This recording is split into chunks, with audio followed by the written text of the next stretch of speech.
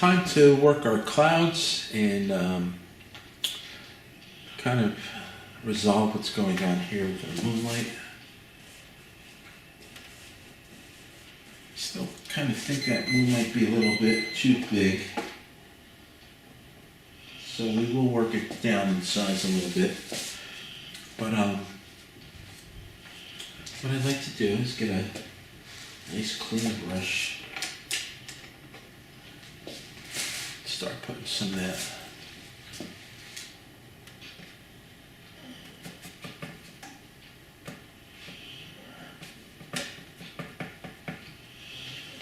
light. Now, when I do this, I have to look at my edges, right? So I have what are called vertical edges and we have horizontal edges. My light source is here, so my heaviest light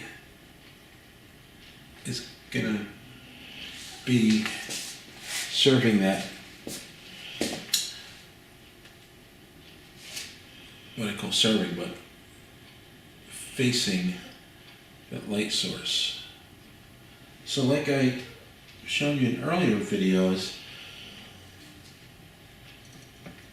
and even I think maybe earlier today's does, lay your paint in heavy to begin with on these things. Right, look at that. It's sort of a vertical, a little bit of a diagonal shape toward the light. Everything serves the light source. Right? If I were to go straight up like that, that looks pretty strange, but we'll see if we can fix that. And then as it slopes down, they're still working the light. The intensity of that light is going to fall off. So I'm not going to load up that much more paint at this point. See, I painted right into the lighthouse because I can't, it's almost impossible for me to have this thing painted in and then to get that effect that I want and later. So,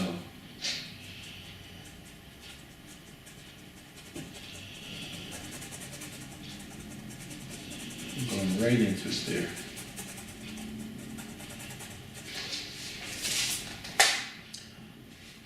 I don't have a lot of heavy paint on this cloud layout, so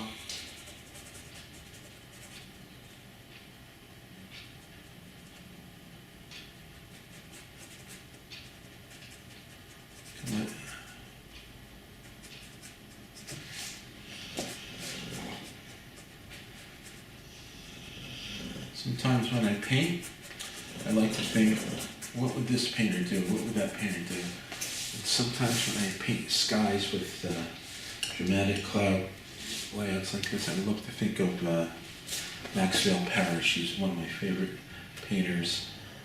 And if you look him up, Maxfield Parrish, P-A-R-R-I-S-H. Just an incredible artist. You've seen his work definitely in your lifetime, probably. If you're older, maybe if you're a younger student, you haven't, but it's well worth studying his art.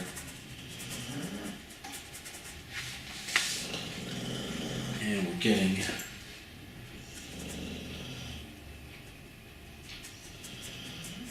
start to connect these a little bit.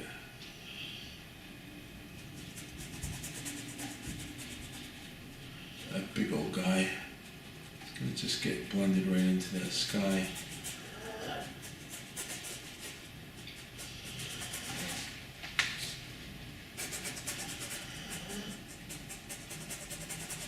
And I'm just letting the brush create all that atmosphere.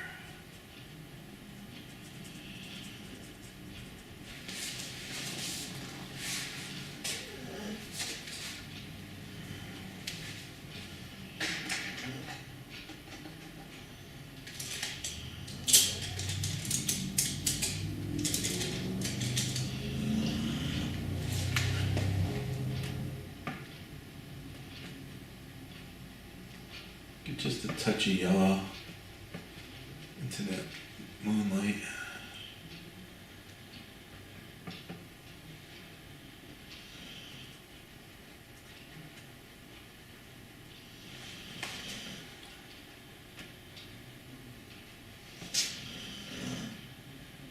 And I've made a whole little another palette of color right here of the colors that I'm using here. Because whatever happens here will happen here in my water also. You gotta get it from me.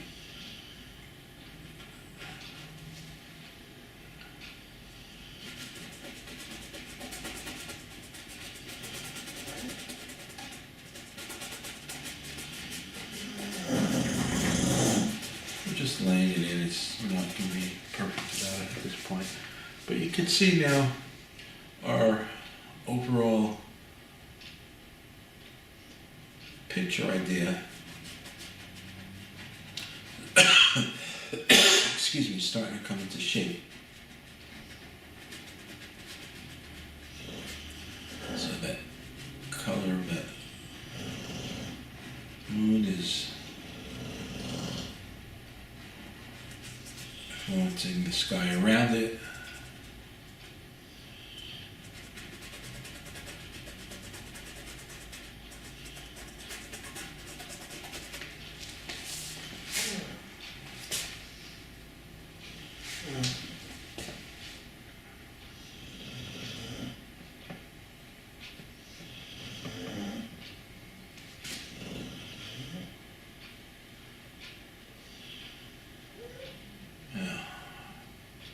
I talk about not laying in a lot of paint sometimes, but in this case, we want the sky, we want this moon to be as bright as we can make it.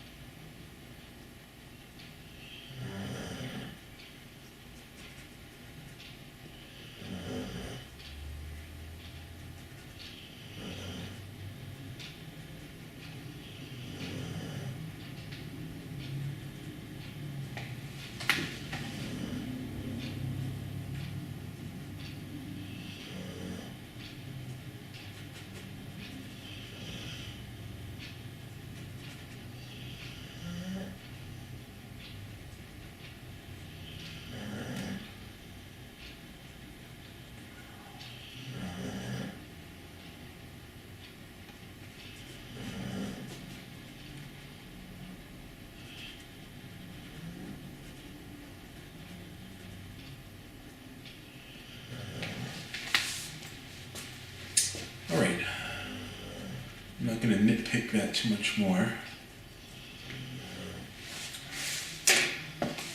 But I do want to, I said we had a second layer of clouds here, right?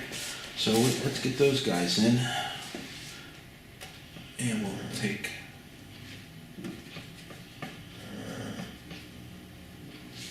right here, right under that moonlight, is where it's going to have its most intensity. So I can get that in. Notice I pushed a little ochre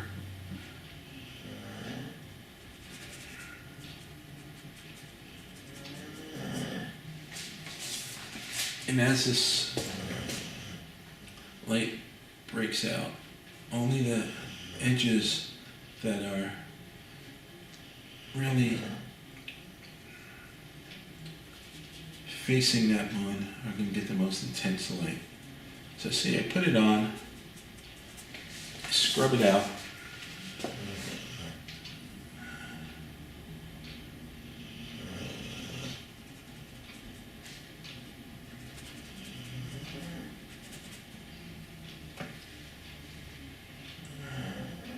maybe I have one little nice leading, using some of that light to give us some direction right into our lighthouse there. But otherwise, at this point,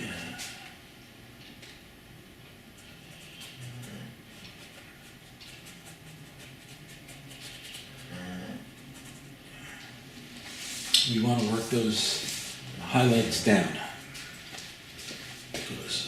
They don't serve the picture being that bright.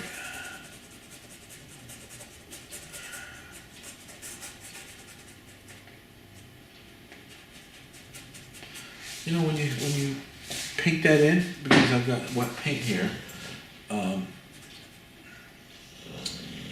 just think about what that light's doing. It's hitting at, and I'm not just blending it in, but I'm pulling it, thinking, what's that cloud doing? Is it flat? Is it got a lot of things going on to it?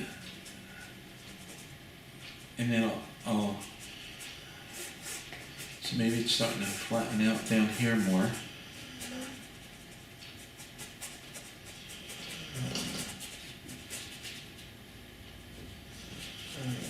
You can't have everything super bright or else they just fight against each other. So you have to have something that's more dominant, and that would be logically the light that's closest to that moon.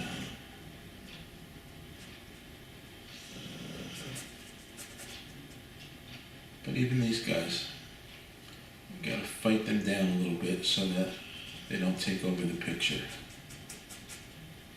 I hate doing that sometimes because they are nice to look at. But we got a lot of fish to fry here, so we have to keep in mind what our picture's really doing. All right, it's starting to look like something.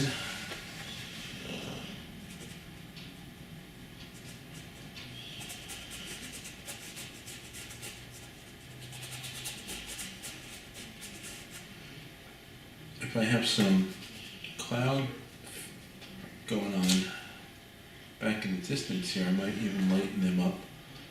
I might get them in there, but they gotta stay warm. Not just warm. You'll see this if you know, hopefully soon we'll be able to get outside and get back to the beaches. So we'll see that fall off of color, whether it's the sky, whether it's the moon or the sun. There's a color shift.